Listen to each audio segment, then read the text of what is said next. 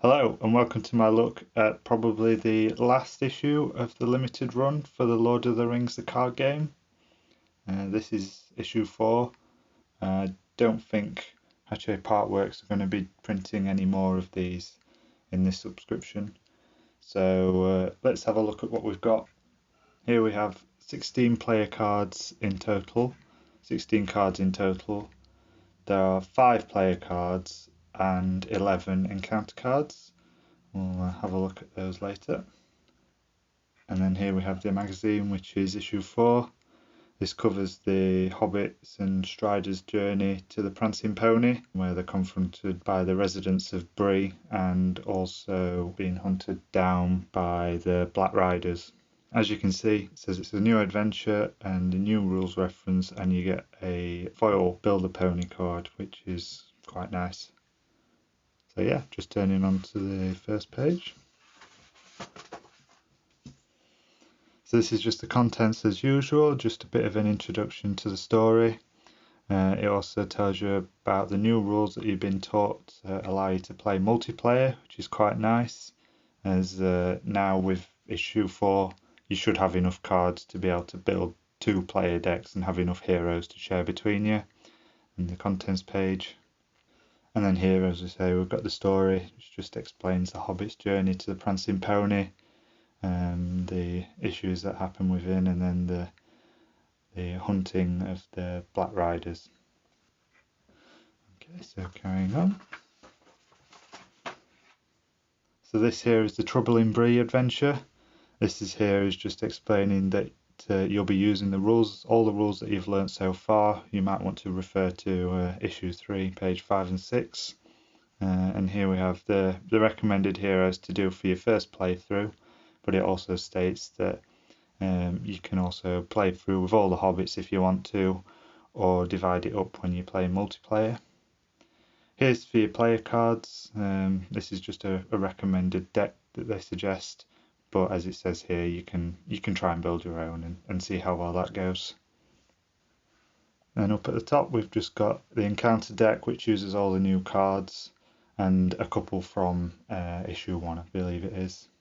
And then over here, it's just explaining about the threat tracker that was introduced from the previous issue. It is a bit confusing. Numbers doesn't seem to be their strong point again, where it says if you use all the hobbits, that's all 4 of them, that's more than what it suggests you to use for your first playthrough. And that means that they don't add up to 26, which is what it says here. And then it also says place your damage token, which is what they're using to track threat, on number 20, which isn't number 26. So I really don't know what's going on there. And then with that set up, you just want to draw your 5 cards ready for your first turn, and then have Bill Fernie in the staging area with your heroes along the bottom and your counters ready. Okay, on to the next page.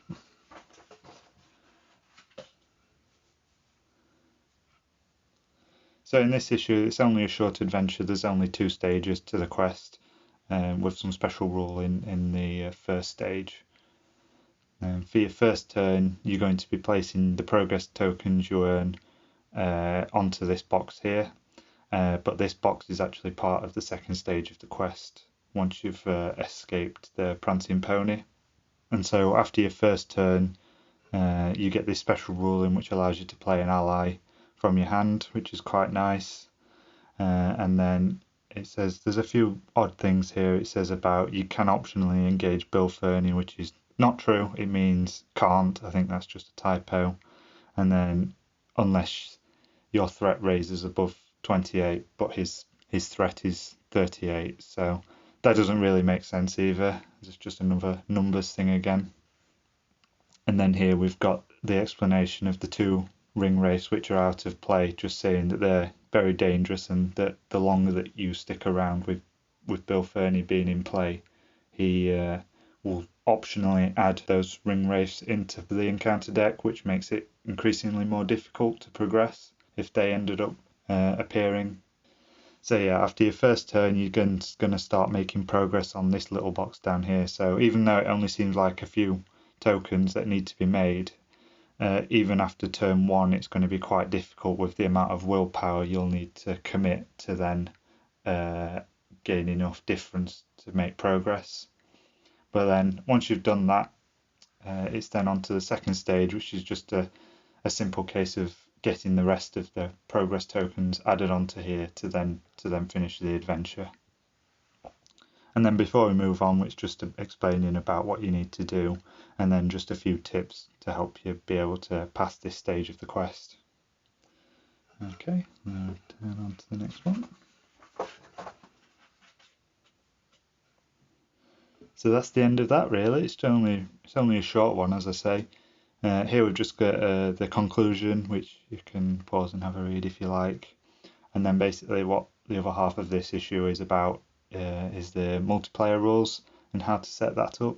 So it just gives you an idea of the layout and the decks that you want to be building, and the heroes basically. And for those that are just unsure on how Lord of the Rings, the card game, actually plays, multiplayer is actually cooperative. So the idea is that you each have your own player deck and heroes, and you sort of take it in turns between you to then, in each phase, to then deal with what comes out of the encounter deck. And the encounter deck is just as it would be normally, but you draw a number of cards out that corresponds to the number of players in the game. So for example, if there are 2 players, you'd just draw 2 cards out of the encounter deck instead of 1 if it was just playing by yourself. Okay, and then just carry on here.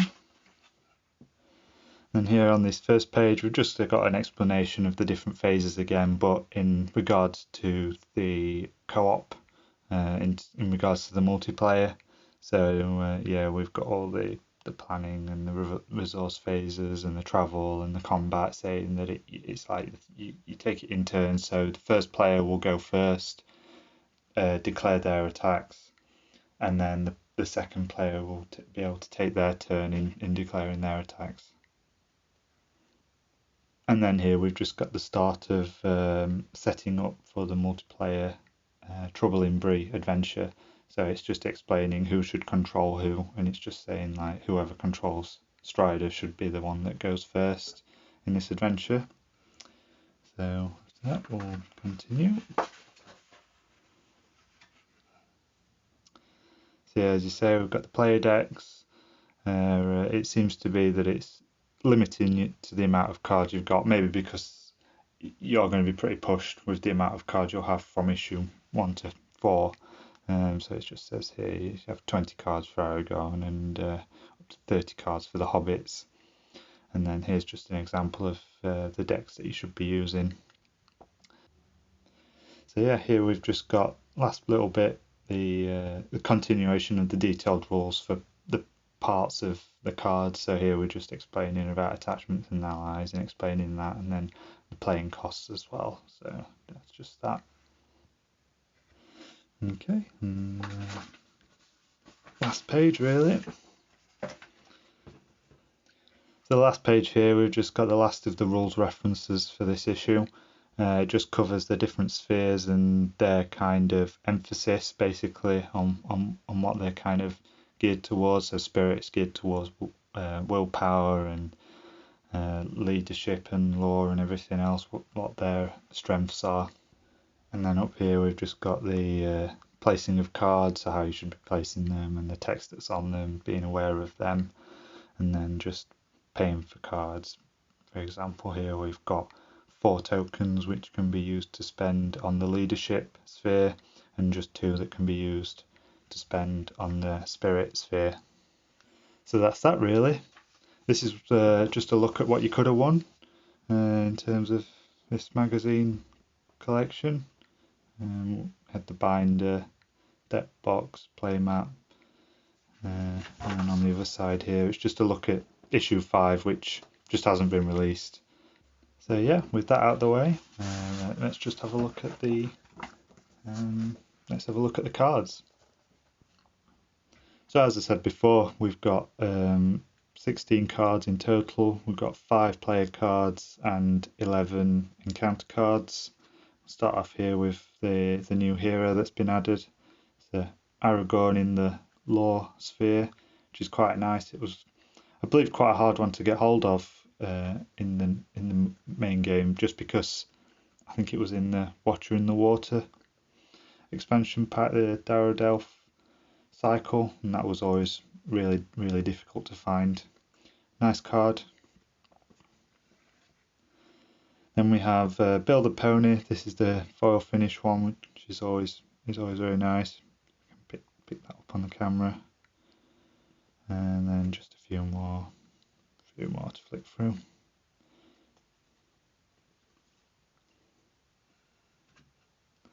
And then yeah, here's the encounter cards, which yeah,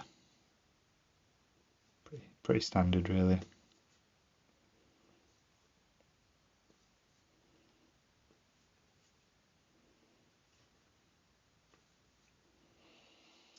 And then yeah, just one thing to note on these: the rules haven't covered anything to do with shadow cards. See, none of the encounter cards that have been released so far have had any shadow effects printed on the bottom of them. So they are slightly different from the originals.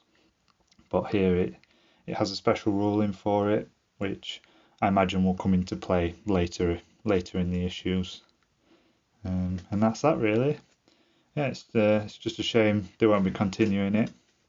I hope you enjoyed this little review series I've done.